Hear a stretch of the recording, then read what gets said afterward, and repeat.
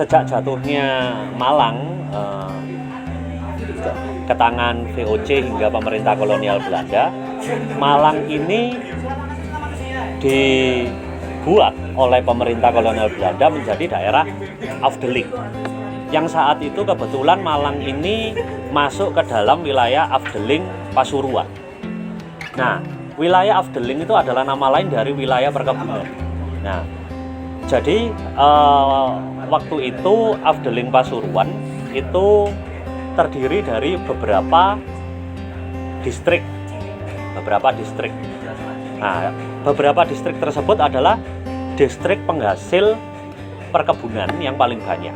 Salah satunya yang paling terkenal adalah distrik Penanggungan. Distrik Penanggungan adalah boleh dikatakan sebagai salah satu distrik tertua yang menghasilkan komoditi kopi terbesar di Malang Raya.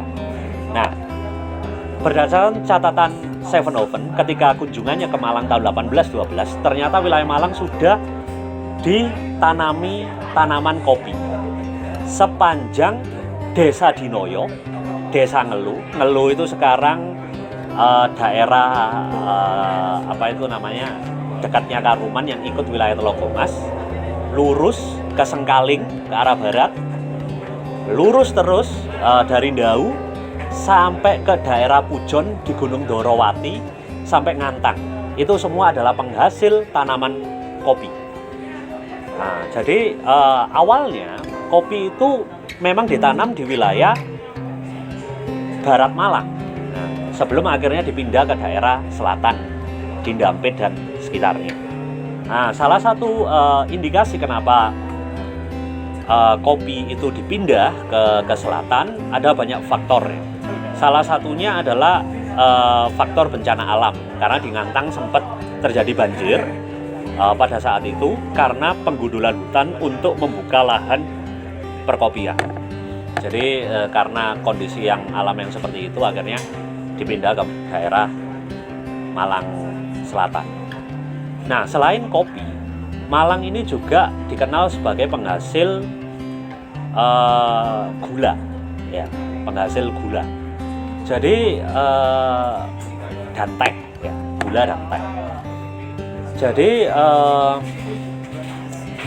pada saat pasca perang Diponegoro 1830, pemerintah kolonial Belanda mengalami kerugian yang sangat besar, sehingga mereka membuat sebuah sistem yang disebut culture style cell atau tanam paksa, yang digunakan untuk dan dipaksa kepada masyarakat agar